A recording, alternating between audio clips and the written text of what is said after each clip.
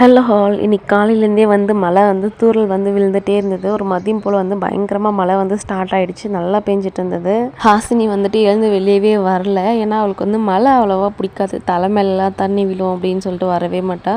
நாங்கள் மழையில் நினைலாம் வா அப்படின்னு சொல்லி கூப்பிட்டா கூட இல்லை வேண்டாம் அப்படின்னு சொல்லிட்டு தொலைவாகவே நின்று பார்த்துட்ருப்பா. பாப்பா எழுந்து வெளியே வரவே இல்லை. உள்ளவே சமத்தா உட்காந்துட்டு இருந்தா. நானும் மதியம் தக்காளி சாதம் தான் செஞ்சுருந்தேன். அவங்க அப்பாவுக்கு ரொம்ப பிடிக்கும்.